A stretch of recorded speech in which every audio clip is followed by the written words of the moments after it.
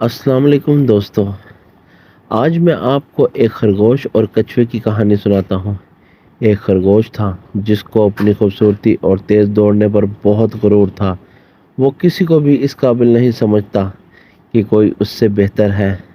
اور وہیں ہی ایک کچھوا تھا جو بہت سادہ زندگی گزار رہا تھا۔ ایک دن ان دونوں میں بحث ہو گئی اور دونوں کے درمیان ایک ریس کا چیلنج ہو گیا۔ تو آئیے باقی سنتے ہیں ان کی زبانی۔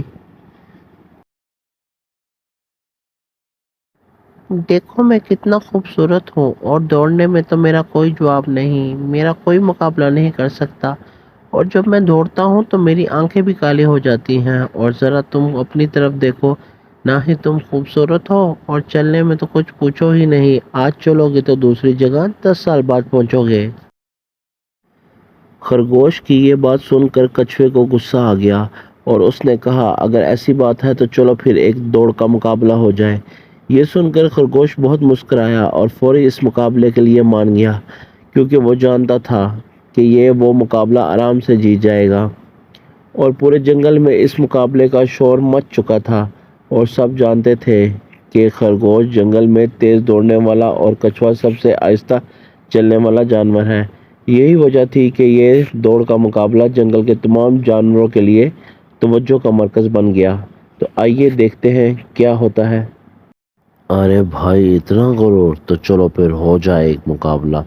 جو اس باغ کا چکر لگا کے اسی جگہ آ کر کھڑا ہو جائے گا وہی اس گیم کا ونر ہوگا۔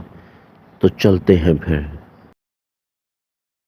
اور جیسے ہی دوڑ شروع ہوئی، خرگوش نے تیزی سے دوڑ لگائی اور وہ جھٹ سے اتنی آگے چلا گیا اور دیکھتے ہی دیکھتے آنکھوں سے اوجھل ہو گیا۔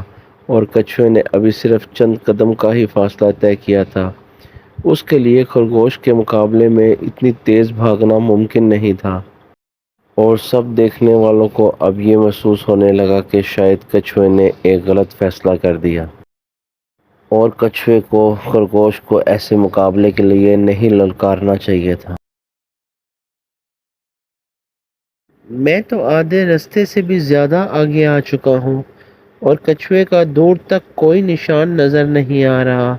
ویسے بھی میں بہت تھک چکا ہوں، کیوں نہ تھوڑا سا آرام کر لوں، کیونکہ کچھوے کو اس سے آگے نکلنے میں ابھی بہت وقت لگے گا۔ تو میں اب آرام کر لیتا ہوں۔ مجھے آہستہ آہستہ چلنا جاری رکھنا ہوگا، کیونکہ مجھے جلد ہی باغ کا ایک چکر پورا کرنا ہے۔ میں بھی بہت تھک چکا ہوں، پر مجھے ہمت نہیں ہارنی اور مجھے چلتے رہنا ہے، اور پھر ہی میں خرگوش کو ہرا سکوں گا۔ اور خرگوش نے ہمت نہیں ہاری، وہ چلتا رہا، چلتا رہا اور چلتا رہا۔ کافی دیر کے بعد خرگوش کی آنکھ کھلی۔ خرگوش کو کچھوا پیچھے نظر نہیں آیا۔ اس نے سوچا کچھوا آگے نکل گیا ہے بس۔ یہ سوچ کر خرگوش نے اپنی پوری قوت سے دوڑ لگائی، لیکن اس وقت تک بہت دیر ہو چکی تھی، کیونکہ کچھوا فنشنگ لائن کے بہت قریب تھا اور دیکھتے ہی دیکھتے خرگوش مقابلہ ہار گیا۔ ارے میں کیسے سویا رہ گیا اور خرگوش بھی مجھے کہیں نظر نہیں آ رہا۔ مجھے بہت تیز بھاگنا پڑے گا۔ ارے یہ خرگوش تو بالکل فنشنگ لائن کے پاس ہے اور میں لگتا ہے ہار جاؤں گا۔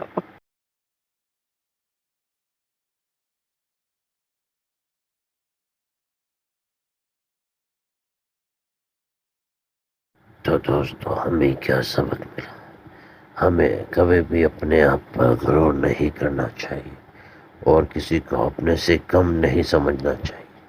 آج تک کے لیے بس اتنا ہی۔ اگر سٹوری پسند آئی ہو تو لائک کیجیے، سبسکرائب کیجیے۔ ملیں گے پھر ایک نئی سٹوری لائن کے ساتھ۔ اللہ حافظ۔